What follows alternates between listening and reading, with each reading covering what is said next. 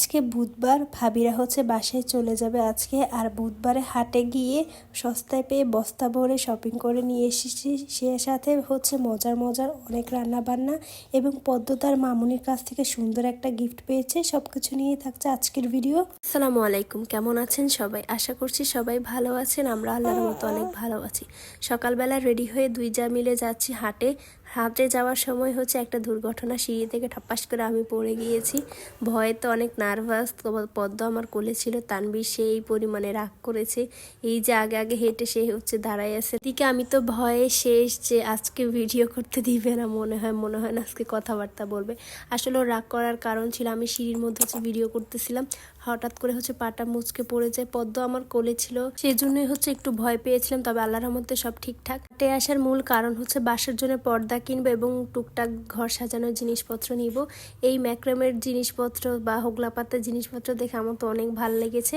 আমি একবার হচ্ছে ওয়াল প্লেসমেন্টগুলো কিনেছিলাম। তো আজকে আমি এবং তানভীর ওইখান থেকে একটা মিরর পছন্দ করেছিলাম, তবে অনেক প্রাইস থাকার কারণে কিনতে পারি নাই। দেন হচ্ছে আমি এবং তানভীর আমরা দুজনে হচ্ছে এই প্লেসমেন্টটা পছন্দ করি এবং হচ্ছে এটা আমাদের বাসার জন্য নেই। জিনিসপত্রগুলো দেখলে আমার কেমন জানি একটা দুর্বলতা কাজ করে, ইচ্ছা করে সব কিছু নিয়ে যাই। অনেক কিছু পছন্দ হয়েছে, সেটা ভাবতেছি পরে এসে নিব। এরপর আমরা সোজা চলে গিয়েছিলাম পর্দার দোকানে। এখান থেকে হচ্ছে ভাবিও বাসার জন্য পর্দা নিবে এবং আমিও আমাদের বাসার জন্য পর্দা নিব। এই পর্দাগুলো তেমন একটা প্রাইস নেই, তবে আমরা হচ্ছে জাস্ট এখন রেগুলার ব্যবহার করার জন্য নিচ্ছি। হচ্ছে আমাদের যে ড্রয়িং রুম সেখানে পর্দা হয়নি, আমাদের আগের বাসার যে পর্দাগুলো ছিল। তো এখন নতুন সোফা হওয়ার কারণে কেমন যেন একটা খালি খালি লাগে, মানে পর্দা না হলে ভালোই লাগছে না। তো আমরা হচ্ছে সোফা এবং বাসার কালারের সাথে ম্যাচ করে এখন পর্দা নিব। এরপরে হচ্ছে আমরা ভালো মানের একটা পর্দা সোফার সাথে দিব, তবে এখন আপাতত ব্যবহারের জন্য এখান থেকে নিয়েছি। তারপরে অনেক কিছু কেনাকাটা করেছি, কেনাকাটা করে হচ্ছে এখন বাসার দিকে যাচ্ছি। আর পদ্মকে রেখে গিয়েছিলাম বড় আপুর বাসায়। এখন ভাবি, আমি, জান্নাত আমরা সবাই মিলে হচ্ছে বড় আপুর বাসায় যাচ্ছি। সেখান থেকে হচ্ছে পদ্মকে নিয়ে তারপরে বাসায় যাব। আর জারামণি যেই দেখেছে আমি এসেছি ভাবতেছে ওকে নিয়ে যাব, তো আগেই হচ্ছে রিক্সায় উঠে যাচ্ছে। পরে তোকে বললাম যে এখন নিব না তোমাকে। বাসায় এসে সরাসরি রান্না করতে বসে গিয়েছি। আজকে হচ্ছে বড় বড় এই চিংড়ি মাছগুলো রান্না করব। আর গ্রাম থেকে যে আমার ভাগিনা কচুরলতি নিয়ে এসেছে সেগুলো ভাবি আমাকে কেটে দিছে, সেই কচুরলতিগুলো রান্না করব। তো প্রথমে হচ্ছে আমি কয়েকটা চিংড়ি মাছ এখান থেকে নিয়ে ভালো করে কেটে সুন্দর করে পরিষ্কার করে নিয়েছি। তারপর হলুদ লবণ মাখিয়ে এটাকে একটু ম্যারিনেট করে রেখে তারপর হচ্ছে তেলের মধ্যে ফ্রাই করতেছি। আমি এই জিনিসটা খুব খেয়াল করেছি, বেগুন এবং চিংড়ি মাছ দুইটা জিনিসই হচ্ছে প্রচুর পরিমাণে তেল টানে। বেগুনে পরবর্তীতে তেল বের হয়, কিন্তু মনে হয় চিংড়ি মাছে বের হয় না। যতই তেল দিই না কেমন যেন একটা ফ্যাকাশে ফ্যাকাশে লাগে, মানে তেল বের হয় না এরকম। তো ভালো মতো আমার চিংড়ি মাছগুলো ফ্রাই করা হয়ে গেছে। তারপর আমরা চিংড়ি মাছ এক পাশে উঠিয়ে আমি হচ্ছে এদিকে কচুরলতিটা রান্না করতেছিলাম। তো আজকে হচ্ছে ইলিশ মাছের মাথা দিয়ে কচুরলতিটা রান্না করব। এই ইলিশ মাছগুলো যে ভাবি নিয়ে এসেছে আমাদের বাসায়, সেগুলা এই যে ভাবি সুন্দর করে আমাকে কচুরলতিগুলা কেটে দিছে, আমি ধুয়ে নিছি। এখন এটাকে হচ্ছে বরিশালের স্টাইলে আমি কচুরলতিগুলাকে রান্না করব। তো সব মশলার সাথে কচুরলতিগুলা দিয়ে দিছে। এখানে কিন্তু পানি টানি কিছুই দেবো না, এই লতিগুলো এমনি হচ্ছে হয়ে যাবে। লতিটা নামানোর আগে এর মধ্যে হচ্ছে একটু লেবুর রস দিয়ে দিব, তখন খেতে না বেশ মজা লাগে এবং একটু টকটক ভাব তো ভালো লাগে খেতে। আমি সবসময় হচ্ছে লতি জাতীয় কোনো কিছু রান্না করলে তখন হচ্ছে একটু মানে লেবুর রস দিয়ে দিই, টক জাতীয় কিছু দিই। এদিকে মোটামুটি আমার চিংড়ি মাছটা রান্না হয়ে গিয়েছে, খুব সুন্দর লাগছে। বেশ অনেকদিন পরে হচ্ছে চিংড়ি মাছটা খাচ্ছি, সেই সাথে হচ্ছে যে মজার মজার কচুরলতি, যেটা বাসার সবাই অনেক বেশি পছন্দ করে। সেদিন দুপুরে খেতে আমাদের অনেক লেট হয়ে গিয়েছিল। সেই সাথে হচ্ছে বড় আপু আবার আসার সময় আমাদের জন্য কচু রান্না করে নিয়ে এসেছে। এই ডগাগুলো হচ্ছে আমাদের আগের বাসায় জানালা দিয়ে যে কচুটা দেখা যেত সেটা। খাওয়া দাওয়া শেষ করার পরে ভাবি রেডি ছিল বাসায় যাবে। এর মধ্যে হচ্ছে জান্নাত ঘুমিয়ে পড়েছে, সেজন্য হচ্ছে ভাবি ভাবতেছে যেহেতু ফ্রি টাইম আছে এখন হচ্ছে একটু টিকটক করতেছে।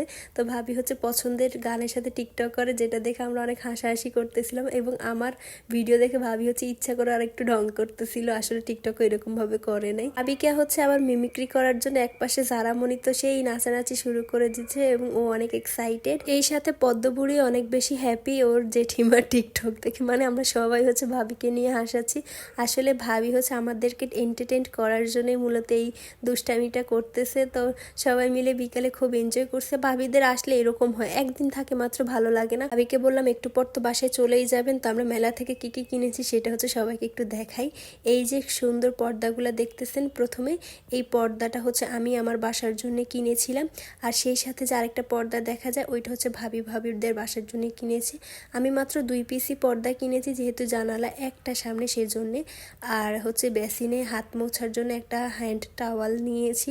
অন্যান্য অনেক কালার দেখেছি, সেগুলো তেমন একটা ভালো লাগেনি, এটা ভালো লেগেছে তাই এটা নিয়েছিলাম। সেই সাথে হচ্ছে টুকটাক বাসায় কিছু জিনিসপত্র নিয়েছি।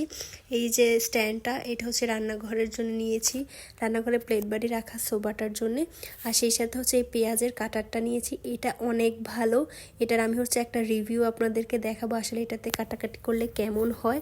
তবে আমি যেরকম আশা করছিলাম সেরকমই হয়েছে এবং এটা খুবই উপকারী। একদিন হচ্ছে আমি অবশ্যই এটার ভিডিও দেখাবো খুব তাড়াতাড়ি করে। তারপরে হচ্ছে বাসার জন্য নতুন একটা গামছা কিনেছি। এই গামছাটা মানে কিনবো করে কেনাই হয় না, অঙ্কুর দেখলে হয়তো বা হাসবে। মানে বাসার ছোটোখাটো জিনিসগুলোই দেখা যায় সবসময় কেনা হয় না। আর এই যে সুন্দর ওয়াল প্লেসমেন্টটা, এটা হচ্ছে নিয়েছি, এটা হচ্ছে আমি বাসায় টানিয়ে হচ্ছে তখন দেখাবো যে দেখতে আসলে কেমন লাগে।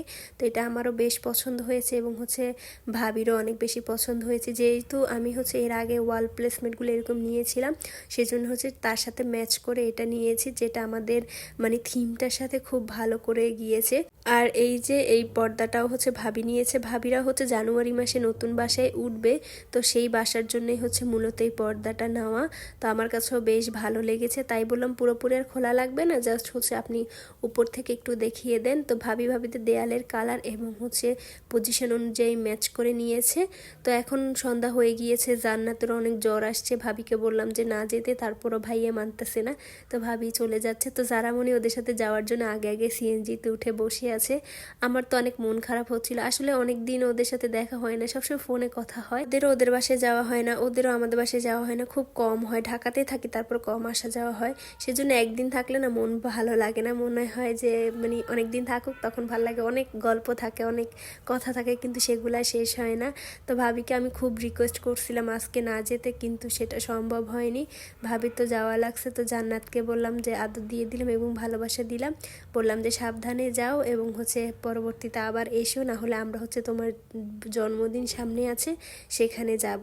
তো ভাবিকে বিদায় টিদায় দিলাম, আমারও বেশ মন খারাপ লাগতেছিল যে ওরা চলে যাচ্ছে। জারামণি তো অলরেডি কান্নাকাটি শুরু করে দিছে, ও হচ্ছে ভাবিদের সাথে যাবে, তো আল্লাহর নাম করে উঠাই দিছি। এখন হচ্ছে পদ্মের একটা সারপ্রাইজ, যেটা হচ্ছে একবার খুলে ফেলছে, তাও আমি ভিডিও করার জন্য দ্বিতীয়বার শ্যুট করা। বড় আপু হচ্ছে পদ্মকে একটা সুন্দর পিলো গিফট করেছে, যেটা হচ্ছে টয় সিস্টেম পিকাচু পিলো। আর জারামণির জন্য একটা নিয়েছে, মানে দুই বোনের জন্য সেম নিয়েছে কোলবালিশ সাইড পিলোগুলা। তো জারামণিও তো দেখে পদ্মকে দেখাচ্ছিল কি খুশি, আর পদ্ম এটা পেয়ে অনেক বেশি হ্যাপি হয়ে গিয়েছে। যে একটা কার্টুন বা এটা দিয়ে খেলতে হয় কিনা জানি না পদ্ম বুঝেছে কিনা, তবে ও এই পুতুলটা পেয়ে এত বেশি খুশি হয়ে গিয়েছে, মানে পুতুল সিস্টেম কোলবালিশগুলা যাতে রাতেও জড়িয়ে ধরে ঘুমাতে পারে। ইনশাল্লাহ করে পদ্ম এই পিলোটা পেয়ে অনেক বেশি হ্যাপি হয়ে গিয়েছে। বড় আপুরা চলে যাওয়ার পর রাতে আমার এত পরিমাণে জ্বর উঠেছে, আমি তানবীরকে ফোন দিয়ে বললাম তাড়াতাড়ি বাসায় এসো, খুব জ্বর আসছে। তো তানবীর বাসায় আসার সময় আমার জন্য এই ফিরনিটা নিয়ে এসেছে। আসলে ওরা একটা প্রোগ্রামে গিয়েছিল, সেখানে হচ্ছে থেকে ও এই ফিরনিটা খেয়েছে এবং ওর কাছে অনেক বেশি ভালো লেগেছে। তো আসার সময় হচ্ছে আমার জন্য নিয়ে এসেছে, বললো জ্বরের রোগীর জন্য এই ফিরনিটা আনা।